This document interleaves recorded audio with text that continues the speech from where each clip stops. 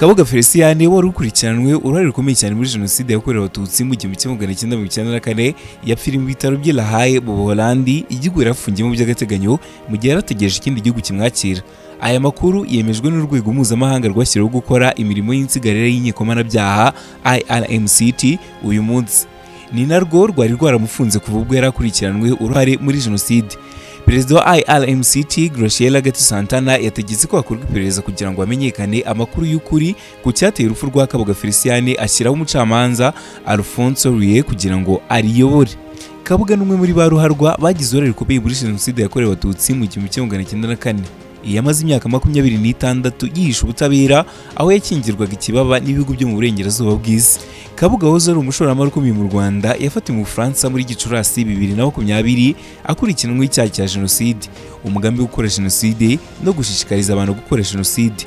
Uyu mugabo kandi yakurikiranweho ibyaha byibasiye inyokomuntu birimo ubwicanyi, ubuhotozi no kurimbura abantu, byose byakozwe mu gihe cya jenoside yakorewe abatutsi mu 1994. Tariki ya 26 Ukwakira 2020 Kabuga yoherejwe muri kasho ya IRMC i La Haye kuko uru rwego ari rwo rwari rufite ububasha bwo kumuburanisha ku byaha yakurikiranweho. Urubanza rwe rwatangiye tariki 29 Nzeri 2022. Muri Nzeri 2023 urugereko rw'ubujurire rwa IRMCT rufata umwanzuro wo guhagarika kumuburanisha, rwemeza ko adafite ubushobozi bwo kuburana kubera uburwayi. Nubwo urubanza rwa Kabuga Felicien rwahagaze, abacamanza ba IRMCT banzuye ko aguma muri kasho ya Loni i La Haye mu gihe yarategereje ko hari igihugu cyakwemera kumwakira. U Rwanda rwagaragaje ko rwiteguye kumwakira, ariko abanyamategeko be nabo mu muryango we barabyanze, batanga impamvu zirimo ko uburwayi bwe butamwemerera gukora urugendo rurerure rw'indege.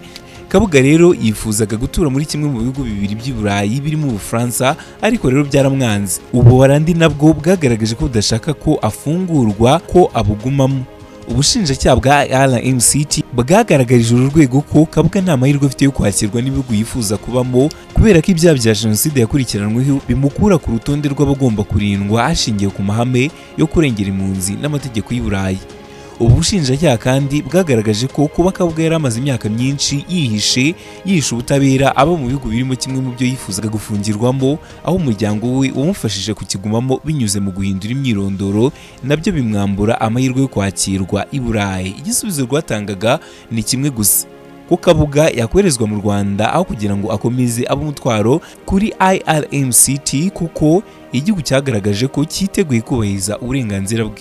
Hanyuma rero urimo kwibaza utubundi Kabuga Felicien ni muntu ki? Amakuru make yagaragaraga mu kirego cye agaragaza yuko Kabuga yavutse mu 1935, avukira yitwa Mugina mu cyahoze ari komini Mukarange, Perefegitura ya Byumba. Abaturanyi b'umuryango we mugari batangaje ko ako gace ubu hasigaye hitwa mu kagari ka Gatenga, umurenge wa Mukarange, akarere ka Gicumbi mu ntara y'Amajyaruguru. Utise rero byaje bite kugira ngo yitwe umuterankunga wa jenoside?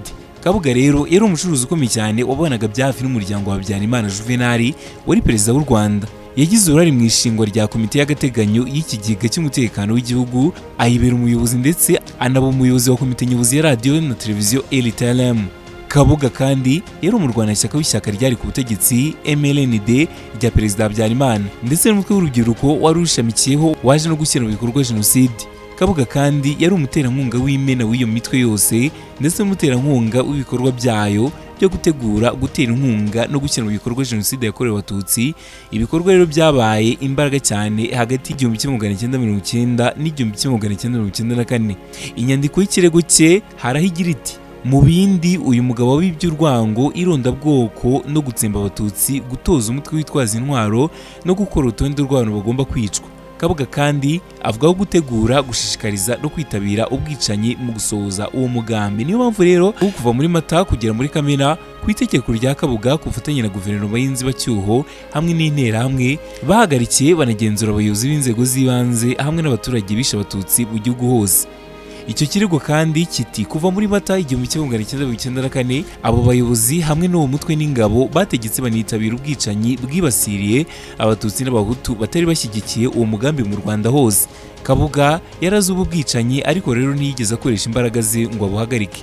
bigaragara ko Kabuga nabo bari bafatanyije, bari bafite uburyo bukomeye cyane bwabafashaga gutanga amategeko akubahirizwa, aribwo radio televiziyo RTLM ndetse n'ikinyamakuru Kangura. Bivugwa yuko kandi Kabuga ari nawe wari warabishoyemo imari. Mu nama yo gukusanya imisanzu ya RTLM, Kabuga yavuze ko RTLM yagombaga kuba radio ya Hutu Power mu Gushyingo 1993 no muri Gashyantare 1994. Kabuga yahamagajwe no Minisitiri w'itangazamakuru amusaba guhagarika gukwirakwiza ubutumwa bugamije guhembera inzangano. Bivugwa kandi ko kuva mu 1992 binyuze muri kompanyi ye ya Kabuga yitwaga ETS, byavuzwe ko yatumije amatoni y'imihoro, amasuka ndetse n'ibindi bikoresho by'ubuhinzi byakekwaga ko byagombaga kwifashishwa nk'intwaro mu gihe cy'ubwicanyi. Hiyongeraho kandi ko Kabuga yaba yaratanze ibikoresho ku nterahamwe, harimo gutanga intwaro, impuzankano no kuzitwara mu modoka ze. Muri Werurwe 1993 bivuga ko nanone Kabuga yatumije imihoro 5,000 muri Kenya. Bivugwa kandi ko muri Jenoside yakorewe Abatutsi hagati Kabuga yakomeje gushaka izindi nkunga mu rwego rwo gukomeza umugambi we. Bivuga ko kandi Kabuga yayoboye komite y'ikigega gishinzwe umutekano w'igihugu mu rwego rwo gushaka inkunga ya leta y'inzibacyuho mu gutsemba Abatutsi. Icyo kigega cyashyizweho tariki 25 Mata 1994.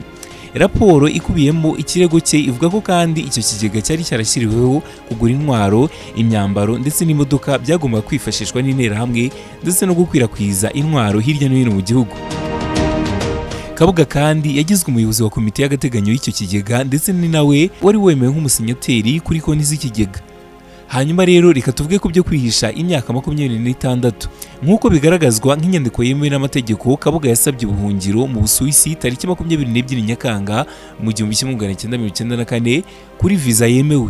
Yaje kugarurwa mu Rwanda ku itariki 18 Kanama 1994, ariko abasha guhita ahungira i Kinshasa muri Kongo mbere y'uko ihuriro ry'Abanyarwanda babaga mu Busuwisi ritanga ikirego kuri we.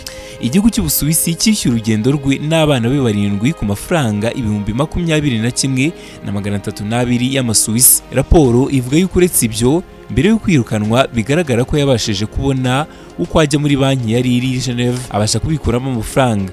Tariki 18 Nyakanga 1997 yacitse umukwabo wo kumuta muri yombi wari wiswe na wakorewe ahitwa Karen mu murwa mukuru wa Kenya, Nairobi. Bikaba bivugwa yuko umupolisi w'umunyakenya yaretse Kabuga akigendera. Nk'uko abagenzacyaha ba ICTR babivuga, Kabuga ngo yaba yarahawe umutekano n'uwari perezida wa Kenya Daniel Arap Moi. Muri Mata 1998 bivugwa yuko Kabuga yagaragaye mu nzu yari yamwiswa w'uyu muyobozi w'igihugu yari yegeranye n'iy'umuhungu w'uyu muperezida. Raporo y'ishami ry'umuryango w'abibumbye rishinzwe gukurikirana intwaro zaguzwe n'umutwe witwaraga gisirikare wa leta y'u Rwanda bivuga yuko Kabuga yagaragaye mu burasirazuba bwa Aziya muri Nzeri 1998. Nyuma muri 2000 bivuga yuko yahise ajya mu Bubiligi, aho bivuga ko umugore we atuye. Tariki ya 11 Kamena 2002 Leta Zunze Ubumwe za Amerika zatangije ubukangurambaga mu itangazamakuru bwo guta muri yombi Kabuga, ndetse ubwo bukangurambaga bwaje kugera ku gihembo cya $5,000,000 z'amadolari y'Amerika ku muntu wese ari gutanga amakuru yari gutuma atabwa muri yombi.